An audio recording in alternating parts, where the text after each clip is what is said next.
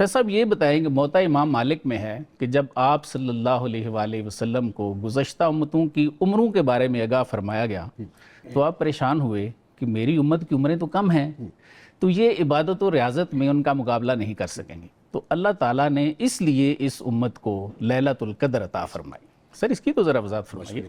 اعوذ باللہ من الشیطان الرجیم، بسم اللہ الرحمن الرحیم، اللہم صلی علی سیدنا و مولانا محمد وعلی آل سیدنا و مولانا محمد و صحابی سیدنا و مولانا محمد وبارک وسلم صلی اللہ علیہ۔ جناب پروفیسر مبارک محبوب صاحب بہت بہت شکریہ، ویلکم سر۔ اور ساتھ صاحب کی سنو نیوز کی پوری ٹیم کا بہت شکریہ کہ آج اس عظیم الشان اس ٹرانسمیشن کا اپنے حصہ بنایا۔ اللہ تبارک و تعالیٰ کے احسان عظیم ہے کہ رمضان المبارک کی عظیم شان ان ساعتوں میں جو اللہ تبارک و تعالیٰ کے دین کی، اللہ تبارک و تعالیٰ کے حبیب صلی اللہ علیہ وآلہ وسلم کی اطاعت کرتے ہوئے اس عظیم شان شب میں جو اللہ تبارک و تعالیٰ کی اطاعت کو سامنے رکھتے ہوئے عبادت کرتا ہے، جو اس کی بڑھائی بیان کرتا ہے، تو گویا کہ وہ نفلی عبادات میں شامل کیا جاتا ہے۔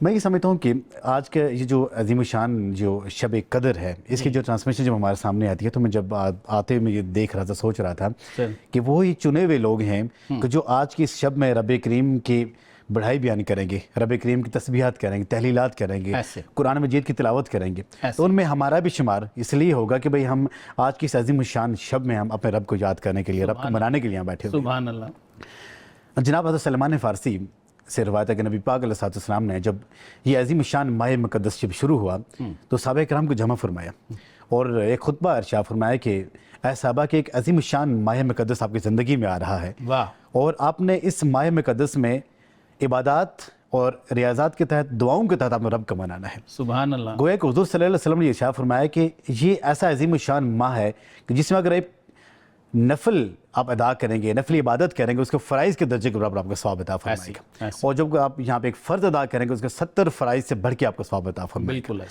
تو یہاں پہ ایک عظیم شان ماہ رب کریم نے جب اس اسلامک جو کیلنڈر کی بات کرتے ہیں تو 12 مہینوں میں جو سردار مہینہ ہے وہ رمضان الکریم کا مہینہ ہے۔ بالکل اس رمضان الکریم کی ایک ایک ساعت، ایک ایک گھڑی برکتوں والی ہے، خوشیوں والی ہے، اور اس میں عظیم شان جو ساعتیں ہیں، جو برکتیں ہیں، وہ آخری عشر میں پائی جاتی ہیں، جن کو ہم تاک راتیں کہتے ہیں۔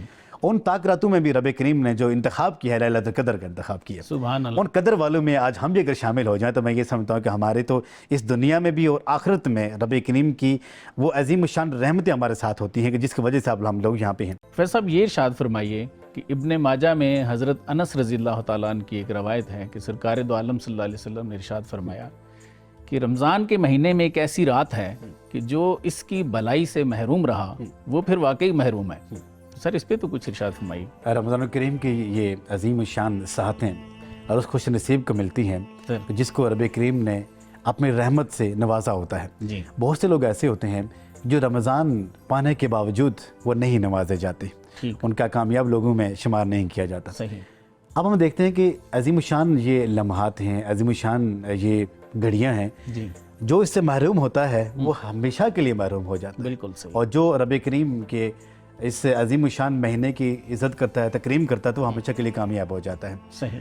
اب ہم دیکھتے ہیں کہ جس طرح رب کریم نے یہ ارشاد فرمایا کہ وما ادراک ما لیلۃ القدر، واہ واہ سبحان اللہ، کہ تم ادراک تک نہیں کر سکتے، تمہارے وہم، تمہارے گمان میں نہیں ہے کہ یہ لیلۃ القدر کی شان ہے کیا۔ واہ، اگر تمہیں یہ پتہ چل جائے کہ تم محروم ہونا تو دور کی بات، تم آپ کے تمام سال سوئے رہو لیکن اس رات تم کبھی بھی نہ سو، سبحان اللہ، ہمیشہ تم اس رات کی طاق میں لگے رہو، تم اس کی عبادت کرو۔ لیکن رب نے کیا کیا کہ اس کو مخفی رکھ دیا۔ واہ، اور مخفی رکھنے کا مقصد یہ تھا کہ جس کو میری تڑپ ہوگی، جس کو میری محبت ہوگی، جو میرے پیار میں جاگے گا، جو میری اطاعت میں جاگے گا، تو اس کو یہ عظیم شان رات عطا فرمائے جائے۔ سبحان اللہ۔ اور جو اس کی دوسرا پروفیسر صاحب اس میں ایک یہ بھی مجھے خیال آتا ہے کہ شاید اللہ تعالیٰ چاہتے ہیں کہ یہ لگے رہیں، ہاں چھوڑے نہیں، اگر ایک رات کو پتہ چل گیا تو وہ کر کے ختم کر دیں گے۔ بہت خوبصورت بات آپ نے اس دقیق نقطے کی طرف اشارہ کیا۔ دیکھیں کہ رب کریم نے جب لیلۃ القدر کی باری آتی ہے تو رب کریم نے ارشاد فرمایا کہ یہ 1000 مہینوں سے بہتر ہے، سبحان اللہ، میں ان کی 83 سال 4 مہینوں سے افضل ہے۔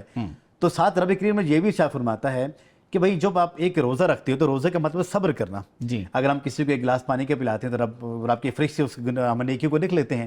سچ بولتے ہیں تو اتنے نیکی لکھ دیتے ہیں. ہم دروشی پڑھ رہے ہوتے ہیں اتنے نیکی لکھ دیتے ہیں. نماز پڑھ رہے ہوتے ہیں لکھ دیتے ہیں. لیکن روزہ ایک ایسی عبادت ہے, رب نے کہا یہ میرے اور میرے بندے کے درمیان مخفی ہے. اس کھانے کو آپ نے فل نہیں کرنا, اس کا فل میں نے خود کرنا ہے. اب ایک رات کی عبادت اگر میں یہ سمجھتا ہوں کہ 1000 مہینے کے برابر ہو سکتی ہے, اس ایک روزے کی ثواب اس کے اجر کتنا زیادہ ہوگا جسے رب خود لکھے گا. سبحان اللہ. واہ واہ. اور دوسری بات میں یہاں پہ ایک اور آپ کے سامنے رکھوں, آپ کو لطف آئے گا یہ بات سن کے, کہ جو لوگ اس رات سے محروم ہوتے ہیں وہ جس طرح قرآن مجید میں اللہ تبارک و تعالیٰ نے مختلف قسم کے مقامات اور مختلف قسم کے ارشادات فرمائے ہیں. یہ رات ایسی عظیم الشان رات ہے جس کے بارے میں رب کریم نے پوری کی پوری سورت نازل کر کے بتا دی. سبحان اللہ. کہ بھائی ہمارے فہم گمان بھی نہیں ہے کہ یہ رات ہے کیسی. اگر رب اس کی شان میں پوری سورت اگر یہاں پہ نازل کر کے ایک آدمی کو یہ سمجھا رہا ہے, بنی نوع انسانیت سمجھا رہا ہے, تو میں یہ سمجھتا ہوں کہ پھر وہ بدبخت ہی وہ آدمی ہوگا جو اس کی اس عظیم الشان برکتوں سے, ان عظیم الشان ساتوں سے اپنے آپ کو محروم سمجھے گا. اور وہ محروم کیوں نہ ہو. جی میں یہ سمجھتا ہوں کہ پورے کے پورے سال میں جب رمضان کریم کا جو مہینہ آتا ہے تو ایک عام جو آدمی ہوتا ہے اس کی بھی یہ خواہش ہوتی ہے کہ بھائی رمضان کا اکرام کیا جائے, اپنے جو ساتھ پڑوسی ہیں ان کے ساتھ تعاون کیا جائے, رحم والا معاملہ ہو, رب کو راضی کیا جائے, رب کے مخلوق کو راضی کیا جائے. تو راضی کرنا تو یہ ایک عام آدمی سوچتا ہے. تو میں یہ سمجھتا ہوں کہ وہ آدمی انتہائی بدبخت ہوگا کہ جو ایسی عظیم الشان گھڑیوں میں بھی اپنے رب کو نہ منا سکے. بالکل. اور جس طرح میں نے ایک دفعہ پہلے بھی آپ کے پروگرام میں کہا تھا کہ بھائی حضور صلی اللہ علیہ وآلہ وسلم جب ممبر شریف پر اپنے جلوہ گر ہو رہے تو پہلے بھی سیڑھی پہ پاؤں رکھا تو کہا آمین, پھر پاؤں رکھا تو کہا آمین, پھر پاؤں رکھا تو آمین.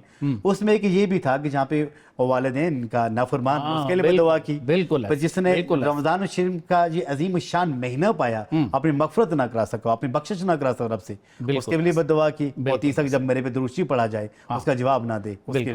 تو میں یہ سمجھتا ہوں کہ محرومی اس انسان کی اس وقت شروع ہو جاتی ہے کہ جب وہ یہ سمجھے کہ بھائی میں نہیں عبادت کر رہا, میں نہیں محروم ہو رہا, بلکہ مجھے رب اس قابل سمجھ نہیں رہا کہ تو یہاں پہ میرے آگے جھک میرے آگے سجدہ کر.